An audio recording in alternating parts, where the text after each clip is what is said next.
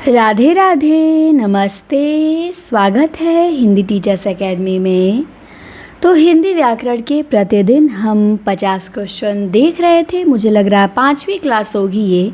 200 question हमने complete कर लिया है। क्लासें आप लोगों को पसंद आ रही होगी और आप लोग इसे नोट भी अच्छे से कर रहे होंगे। तो आ जाइए। पहला प्रश्न है कि पंख का तत्सम क्या होता है। तो पंख का तत्सम होता है पक्ष। क्या होता है? पंख का पक्ष होता है।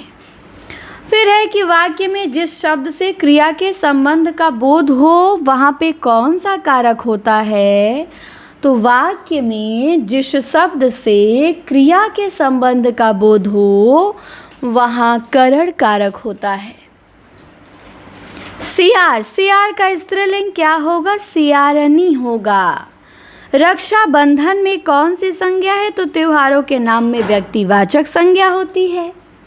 कृत्य, कृत्य इसका शुद्ध रूप क्या होगा? तो शुद्ध रूप होगा कृत, कृत्य। सरोवर, सरोवर में कौन सी संधि है? विसर्ग संधि है। सरह प्लस वर, सरोवर। द्विगुण व्यंजन कौन से हैं? ड, ढ द्विगुण व्यंजन है। प्रत्येक तथा हर एक में वचन कौन सा है? एक वचन है। प्रत्येक तथा हर एक में वचन एक वचन है। फिर है 10 हाथ जगह। रेखांकित अंश है 10 हाथ। इसमें कौन सा विशेषण है? तो निश्चित परिमाण बोधक विशेषण है 10 हाथ जगह में। 60वां प्रश्न है कि व्युत्पत्ति अथवा शब्द निर्माण की दृष्टि से धातु के प्रकार। तो व्युत्पत्ति अथवा शब्द निर्माण की दृष्टि से धातु के 2 प्रकार होते हैं, मूल धातु और यौगिक धातु। 61वां प्रश्न है कि वह तुम्हें लजा रही है। इसमें कौन सी क्रिया है? तो सकर्मक क्रिया है कि वह तुम्हें लजा रही है। राम से टहला भी नहीं जाता। इसमें वाच्य कौन सा? भाववाच्य। राम से टहला भी नहीं जाता। प्रयोग के अनुसार क्रिया विशेषण के कितने भेद हैं?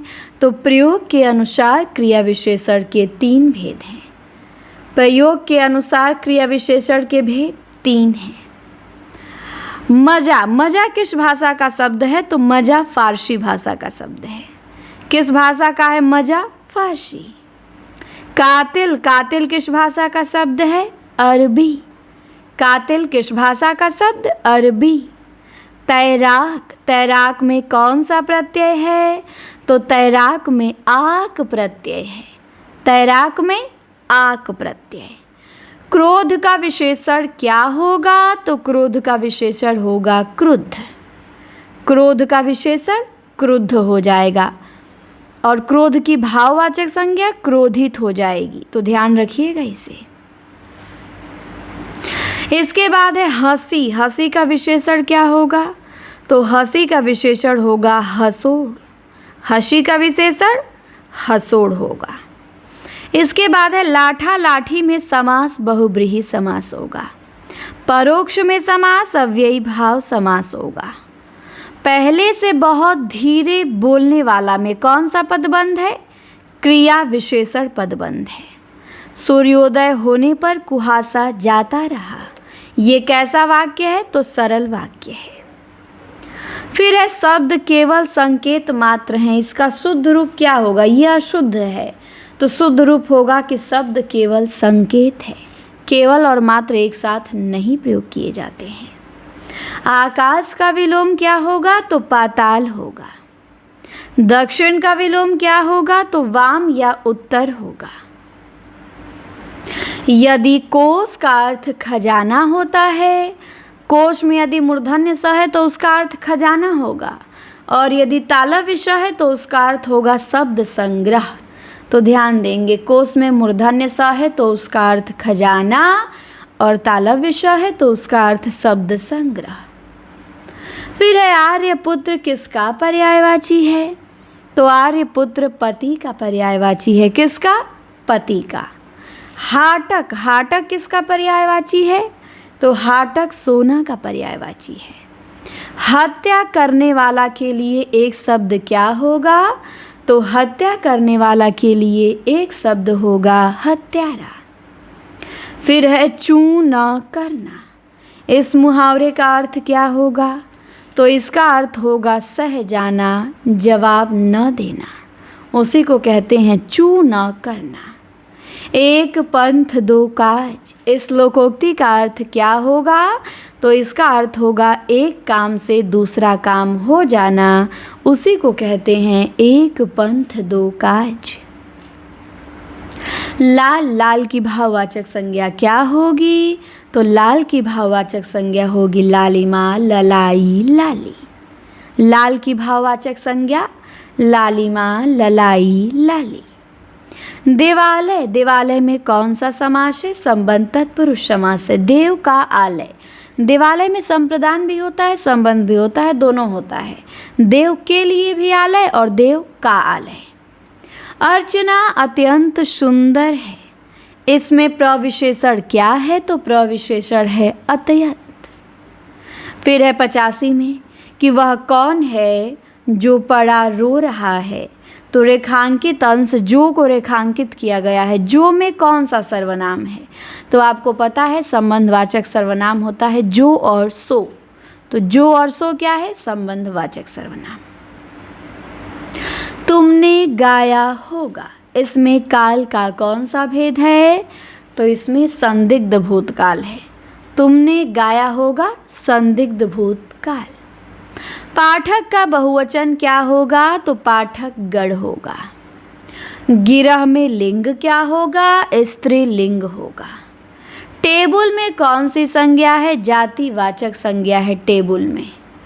आनुषांगिक का शुद्ध रूप क्या होगा? आनुषांगिक होगा। आनुषांगिक का शुद्ध रूप आनुषंगिक। अनुनासिक वर्णों की संख्या 5 होती है। अन्नाभाव में कौन सी संधि है? तो अन्न प्लस अभाव, अन्नाभाव दीर्घ स्वर संधि है। नीम का तत्सम क्या होगा? तो नीम का तत्सम निम्ब होगा। मुझे अपनी कमाई से खाना मिलता है। इसमें कौन सा कारक है? तो करण कारक है। मुझे अपनी कमाई से खाना मिलता है में कारक करण। अर्थ के अनुसार संयुक्त क्रिया के मुख्य भेद कितने हैं? तो अर्थ के अनुसार संयुक्त क्रिया के मुख्य भेद 11 हैं। मत, मत में कौन सा निपात है? तो मत में निषेधात्मक निपात है। तौलिया, तौलिया किस भाषा का शब्द है? तो पुर्तगाली भाषा का। श्रेष्ठ, ऊपर, सामीप्य किस उपसर्ग का अर्थ है? तो अधि, अधि उपसर्ग का अर्थ है श्रेष्ठ, ऊपर, सामीप्य। वह आदमी जो कल आया था आज भी आया है। इसमें कौन सा उपवाक्य है? तो इसमें विशेषण उपवाक्य है कि वह आदमी जो कल आया था आज भी आया है। कौन सा उपवाक्य? ध्यान रखिए कि जो, जैसा, जितना ये शब्द आ गए तो विशेषण उपवाक्य होता है। कि आ गया तो संज्ञा उपवाक्य, जो, जैसा, जितना आ गया तो विशेषण उपवाक्य। और यद्यपि, तथापि, जब, तब ये सब आता है तो क्रिया विशेषण उपवाक्य। तो इन्हें पहचानने का ट्रिक याद रखिएगा। इसके बाद है पारावार। ये किसका पर्यायवाची है? पारावार। तो पारावार समुद्र का पर्यायवाची है। किसका? समुद्र का। तो इस प्रकार हमने 100 महत्वपूर्ण प्रश्नों को कंप्लीट किया। अब हम मिलते हैं आपसे अगली सीरीज में। ये क्लास कैसी लगी कमेंट में आप सभी ज़रूर बताएंगे। वीडियो को लाइक और चैनल को सब्सक्राइब करना ना भूलें। मिलते हैं जल्दी अगली क्लास में। बहुत बहुत धन्यवाद।